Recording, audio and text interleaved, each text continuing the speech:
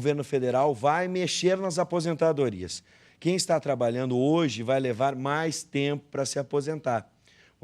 O advogado especialista em direito trabalhista e previdenciário, Décio Scarpaglione, está aqui com a gente. Seja bem-vindo. Vai tentar explicar o que muda nessa proposta. Eu já te perguntei tantas vezes, Décio, ou melhor, em outras oportunidades, se eu ia me aposentar, se eu ia conseguir.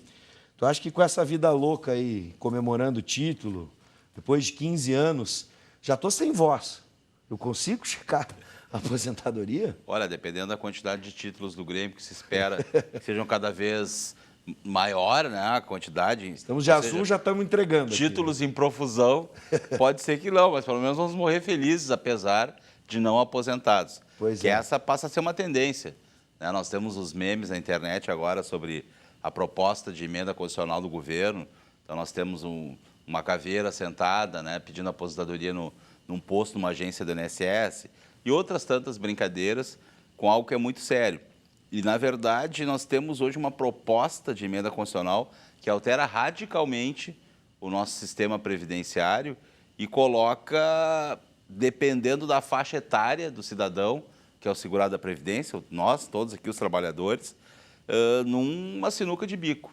Porque duas diferenças. Eu tenho uma regra absolutamente nova para as mulheres que tenham menos de 45, perdão, e para os homens que tenham menos de 50. Então, quem, sendo mulher, tiver mais de 45 anos e homem mais de 50, há uma faixa de transição bastante suave.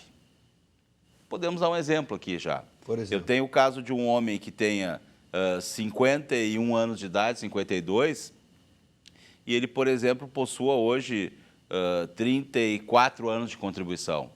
Esse cidadão, para 35 anos, com 34 falta 1, ele teria que pagar 50% do que falta dentro da nova regra, ou seja, mais meio ano, somente. Sim. Claro, nós temos a questão da existência hoje do fator previdenciário e não vamos esquecer que o homem, para fugir do fator previdenciário, tem que ter 35 anos no mínimo e somando esse tempo com a idade, 95 pontos. Então, nesse exemplo que eu gerei, ele estaria sujeito ao fator. Mas, por outro lado, se ele tem menos de 50 e quer, por exemplo, se aposentar com a regra atual, ou se ele cai na nova, ele vai ter que ir até os 65 anos. Então, o cidadão que tenha 49 anos e meio, ele vai ter que trabalhar até os 65. Isso dá o quê? Quase 16 anos a mais. Sim. Ou seja, é um caminho bastante longo. E o mesmo exemplo que eu dei é só adaptar para a mulher. A mulher com 44 anos e meio, menos de 45, vai ter que ir até os 65, ou seja, são 20 anos pela frente. Pior ainda para a mulher. Né? E a mulher com mais de 45, falta X para ela se aposentar, 2 anos, ela vai ter que cumprir mais um só, Sim. que é 50% de 2. E a mulher é mais prejudicada nessa reforma, porque ao contrário do que sempre existiu, que era a distinção de 5 anos da idade da mulher e do homem, agora é todo mundo igual. E é todo mundo igual para pior, porque agora é 65 anos para os dois. Bom, você já viu aí de casa que é bem complexo, é difícil de entender. Então vamos fazer o seguinte, está aberto o WhatsApp, você pode mandar a sua mensagem, faça uma pergunta para o Dr. Décio ou então um comentário a respeito, qual a sua situação, para o 99588-2374. Bota um 9 antes, se você já tinha lá na agenda, ali na Ubra TV dentro do seu WhatsApp, então 99588-2374, bota na agenda e aciona o WhatsApp que a gente passa para o Dr. Décio. Bom, vamos só resgatar então, assim, a principal mudança é essa, né? A mínima de 65 anos para se aposentar. E 25 anos de contribuição. Um pouco a gente já explicou, né? Isso. Mas podemos retomar de forma mais simples? Doutor? Claro, com certeza. Passará a se exigir o quê? 65 anos de idade para o homem e para a mulher e no mínimo 25 anos de contribuição. Bom, mas onde é que eu chego com 25 anos de contribuição e 65 anos sendo homem ou mulher?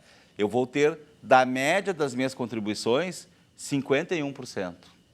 Ou seja, com toda essa idade e com 25 anos, eu tenho 51% mais 1% por ano completo. 51 mais 25 são 76. Então, a marcha aponta para onde? O sujeito ou sujeita com 65 anos e 25 anos de contribuição, ele vai ter um coeficiente de cálculo de 76%. Isso já indica uma perda de 24%. Sim. Para que se chegue aos 100% É integral, da salário média integral, o homem vai ter que trabalhar, por exemplo, 49 anos, Nossa. sob pena de não atingir, porque ainda vai faltar mais 24. Bom, se eu chegar ao 25 mais 24, 49. Sim, se eu chegar ao 100, eu vou ter que passar no mínimo 49 anos da minha vida, metade trabalhando. É verdade. Para poder chegar lá. E isso fica pior ainda quando a gente tem a ideia, ou sabe, né, tem o conhecimento, tem a prática, de que os cidadãos, os trabalhadores comuns, aqueles que trabalham com a força bruta, eles muitas vezes não conseguem ter registro de todas as suas atividades. Esse é mais um problema, que vai ser ocasionado por essa exigência absurda. Ela é muito, muito, muito demasiada. A gente vai ter também, Bives, um corte nas pensões, porque as pensões hoje, por morte, correspondem a 100% do que recebia o segurado falecido. A partir de agora, eu vou ter o sistema que é anterior a 91, ou seja, estamos voltando ao passado, e eu tenho 50% mais 10% por dependente. Então, partindo do pressuposto que tenha um viúvo ou uma viúva, a pensão valerá 60%. E aí o governo quer desvincular a pensão por morte da regra da Constituição que diz que nenhum benefício pode ser inferior a um salário mínimo, o que vai gerar pensões inferiores ao salário mínimo. Vamos para a tela, doutor Décio, o Jair da Restinga diz o seguinte: boa noite, sou aposentado por invalidez, tenho atrofia muscular, não faz um ano que recebi o benefício. Essa nova regra vai me atrapalhar de alguma forma? Não, no caso dele, benefício concedido, o direito foi conquistado, nada vai ser alterado. O caso dele pode ser alterado tão somente se for chamado para uma perícia e constatado que ele não tem mais a invalidez. Mas a regra nova não incide no caso dele. Pode ficar tranquilo. Boa tarde, meu nome é Álvaro, doutor Décio. Eu gostaria de saber como ficará quem já encaminhou os papéis da aposentadoria especial. No meu caso, sou metalúrgico. Agradeço a atenção. Obrigado pela audiência, Álvaro. Álvaro, fique tranquilo, porque o direito adquirido vai ser respeitado. Quem já possui o direito hoje, se ele já preencheu os requisitos, a regra nova também não vai operar no caso dele. O Rogênio, acredito que seja assim, o Rogênio diz o seguinte: doutor, as regras novas ainda valem a aposentadoria proporcional 30 anos de contribuição e 53 de idade para homens? Não, na regra nova não. Então, quem não perfizer, quem não completar os requisitos hoje, não vai ter direito a essa questão da proporcionalidade mais. É extinto totalmente. Mais uma pergunta, só está sem o nome aqui, o pessoal da produção já está pedindo. Quem tem aposentadoria especial da área da saúde, como fica? Pois para fechar 25 anos de contribuição, faltaria 14 e a minha aposentadoria não seria mais com 45 anos. A Maria está nos perguntando. Obrigado pela audiência, Maria. A emenda constitucional, a proposta de emenda, ela prevê que, quanto à aposentadoria especial, que hoje é de 25 anos, sem idade mínima, ela vai sofrer o passo para onde vai ser jogada, indica que não pode ter redução com relação aos demais de mais de 10 anos de idade e contribuição.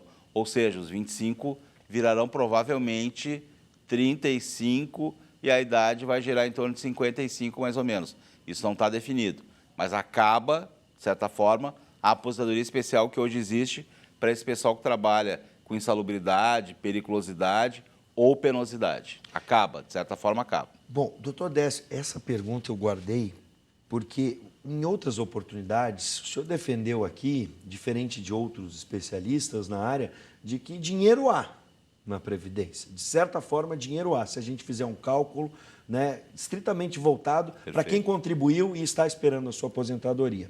Bom, então eu vou com duas questões aqui. O ministro da Fazenda, Henrique Meirelles, em 2016, ele disse que o déficit chegará a 149 bilhões, bilhões, ou seja, 2,3% do PIB. E em 2017 está estimado esse crescimento, né, esse rombo, seria de 181,2 bilhões. Essa é a justificativa para a mudança, e vou mais longe. Há também um outro fenômeno que os especialistas citam, de um aumento da expectativa de vida, né? Uma inversão da pirâmide, uma mudança na pirâmide. Né? E junto com a diminuição da fecundidade, o número de nascimentos, que provocaria um envelhecimento da população, ou seja, teriam mais gente aposentada e nem um número menor contribuindo, sustentando o regime, perfeito. Pois é. Bom, na verdade, essa é uma velha discussão e eu tenho, em favor daquilo que eu argumento, vários especialistas, inclusive já conversamos aqui sobre a ANFIP, Associação Nacional dos Fiscais da Previdência, que hoje são auditores, e é lá demonstrado cabalmente, ou seja, de forma clara, objetiva, que sobra dinheiro. E o mais contraditório nisso tudo é que o governo causa o rombo na Previdência e usa esse rombo da Previdência para justificar a necessidade de uma reforma que vem em prejuízo daqueles que, como tu disseste, contribuem e depositam seu dinheirinho através da contribuição previdenciária todo mês com o seu trabalho. Eu tenho o problema das renúncias fiscais, eu tenho o problema da desvinculação das receitas da União, né, que é a DRU, onde é retirado 20% da receita previdenciária e é para ser devolvido, não é devolvido.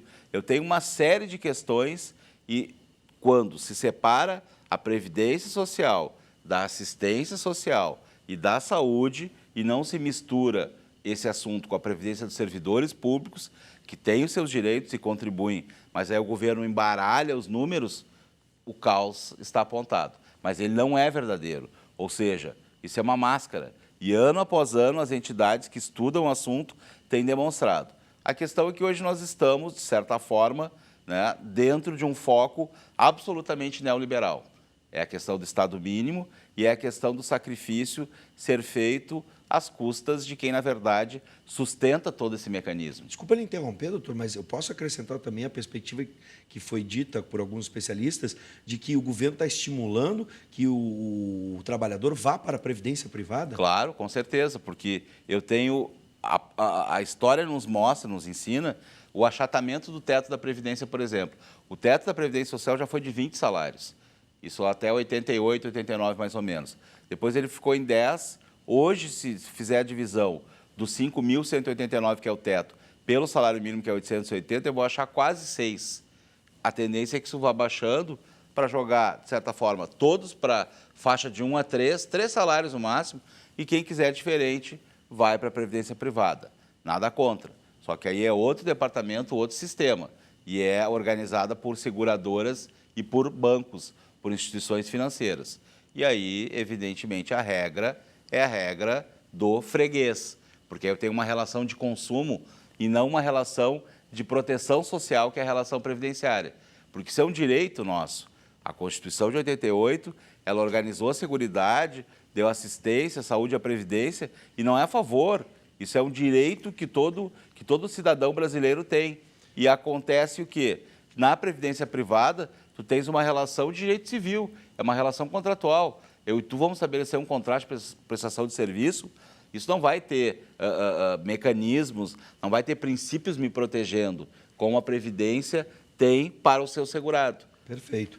Vamos para a tela mais uma vez, temos algumas participações. O Marco, ele diz o seguinte, essa é uma opinião dele, né? Eu sou a favor da extinção da instituição Previdência Social, que as empresas sejam beneficiadas sem desconto e os funcionários também, ampliando o valor dos vencimentos e cada cidadão que gerencie seu próprio futuro, contratando ou não para si uma previdência privada. Qual a sua opinião sobre essa visão de acabar de vez com as gratuidades no país? Do ponto de vista de que o nosso dinheiro é mal versado, mal administrado, eu concordo com ele. O problema é que o brasileiro médio não tem a cultura da poupança e ele não vai saber investir seu salário e, quiçá, vai deixar para depois, e um dia ele fica velho, desempregado, não vai ter o dinheiro. Então, nós precisamos dessa proteção do Estado, né? E há o neoliberalismo dizendo que a proteção tem que ser mínima, eu discordo. Agora, o que se tem que fazer, e hoje eu ouvi um raciocínio absolutamente fantástico a respeito do porquê que nós temos a política que temos e os políticos que temos. Fazem comparação com a Suécia, onde o pessoal vai trabalhar de bicicleta, não tem assessor, etc. e tal. Bom, como é que eu vou ter políticos iguais ao da Suécia se eu não tenho o povo igual ao da Suécia? E quem elege o político somos nós, é o povo. Então é uma questão de cultura, questão de consciência. E isso reflete na observação bem inteligente do nosso telespectador. Tenho 60 anos e 27 anos de trabalho. Posso me aposentar agora ou devo esperar a nova mudança? Quem pergunta é o Luiz. Olha, o homem com 60 anos e 27 não pode se aposentar hoje, porque ele não tem os 35 da tempo de contribuição e não tem os 65 da idade. Porque hoje eu tenho uma por idade, com 65, e me exige 15 anos só. Então, e a de tempo de contribuição que é 35. Ele está prestes a chegar lá. Mas, como eu disse, a regra essa da transição, para quem tem mais de 50, é o caso dele, vai exigir que ele tenha que chegar aos 65 que teria antes, e ele vai ter que contribuir o que ele já tem e mais um pouco. Ele não vai sofrer uma pancada tão forte quanto os que não têm 50. Bom, a Priscila de Paverama, ela pergunta o seguinte: minha mãe tem 49 e é agricultora e ela tem 27 anos de talão, no caso de agricultura. Como fica para ela se aposentar? Na verdade, agora nós vamos entrar numa fase onde o trabalhador rural, pela emenda, é obrigado a recolher não só sobre a produção, que é o bloco esse, né, da produção rural, que tem percentuais sobre a produção. Ele vai ter que passar a contribuir. Hoje, a aposentadoria da mulher no meio rural, ela se dá com 55 anos e, no mínimo, 15 anos de atividade. Ela vai também entrar nessa regra da proporção e vai ter que trabalhar mais um pouquinho, mas tem que chegar aos 55. Ainda falta 6, né? Tem mais uma aqui, mas está faltando o nome. Pode mandar um nome para a gente desse telespectador. Eu gostaria de saber, me aposentei com 35 anos, trabalhei mais 13, a desaposentação foi cancelada. Onde vai meus 13 anos pagos? Tenho 68 anos. A gente ficou só sem o nome do telespectador para agradecer a pergunta. E o que ele diz é exatamente isso. Quando ele nos informa que pagou mais 13 anos e a desaposentação, o Supremo proibiu, para onde vai esse dinheiro? Esse dinheiro também é uma receita previdenciária e o governo não coloca esse dinheiro nessas estatísticas que existem rombo e não tem, porque esse dinheiro o gato comeu, nunca vai voltar. Boa noite, muito bom vocês abordarem esse tema. Na verdade, quem mais perde é o povo. Gostaria de saber se uma pessoa for aposentada e o esposo morre, o viúvo ou a viúva, no caso o esposo ou a esposa, receberá a pensão e mais aposentadoria nessa nova regra? Em quais hipóteses uma pessoa poderá se aposentar antes dos 65 anos? Um grande abraço e nós mandamos também um grande abraço para a Melissa Jandri. Ô, Melissa, a questão é que, mais uma bomba nesse projeto, não poderá se acumular aposentadoria com pensão. Vai ter que escolher o mais vantajoso. Ou seja, a minha aposentadoria com meu dinheiro, a pensão pelo que o meu cônjuge legou e faleceu, e quanto a idade para se aposentar depende do caso concreto para analisar. Mas tem essas duas faixas interessantes, menos de idade X e mais de idade X. O Luiz, meu xará lá de Viamão, ele pergunta o seguinte: doutor Décio, tenho 63 anos de idade e 19 de contribuição registrada em carteira. Vou poder me aposentar por idade aos 65 anos, recebendo um salário mínimo, como seria a regra atual? Vai porque ele entra na faixa de transição. Se, por exemplo, a emenda entra em vigor amanhã, falta 2 de idade para ele, ele vai ter que pagar mais um, que é 50% de 2. 2 mais 1, 3. Então, provavelmente, ele vai até os 66 e ele não, então, sofre tão forte como quem tem menos idade. Bom, infelizmente, a gente não vai conseguir responder todo mundo, são muitas perguntas. Isso só demonstra o quanto a população está preocupada com o que está acontecendo, né? Bom, a PEC tem que ser aprovada, tá? Isso em 2 turnos. Por 3/5 dos deputados, no Senado tem que passar novamente pela CCJ da Casa e por 2 turnos no plenário. O senhor acha que ela passa com toda essa pressão popular? Eu acredito que não. E aproveitando rapidamente, eu digo que temos que estabelecer uma regra nova em função daquilo que tu disseste, muito apropriadamente, que a população está ficando mais velha, tem menos nascimentos, ok. Só que estabelecer menos de 50, mais de 50, menos de 45, mais de 45 e jogar para 65, a discussão na França, que é um país desenvolvido, hoje eles estão com homens e mulheres com 62 anos. E o Brasil já quer jogar, tendo uma idade média, expectativa média de vida menor que a da França, para 65 direto. É muito radical. Me parece que talvez seja uma estratégia desse governo jogar lá longe para compor aqui mais perto. Essa estratégia já foi adotada em outros momentos com outras questões polêmicas. Exatamente. Né? Primeiro, joga lá em cima para ver a repercussão e aí vai recuando em alguns É a velha pontos. tática do acordo. Eu vou pedir muito, tu me oferece um pouco menos, fechamos na metade. Tem que ser assim. As centrais sindicais são importantes nesse momento e as confederações de trabalhadores, elas estão sinalizando pelo não. Desse jeito nem se conversa. E talvez se estabeleça, então, quem começará agora sabe que tem que ir até lá. Agora, quem já tem 15, 17, 19, 20 e poucos anos, como os nossos telespectadores nos informaram agora, é uma injustiça fazer o cidadão trabalhar 49 anos para ter a integralidade da sua média.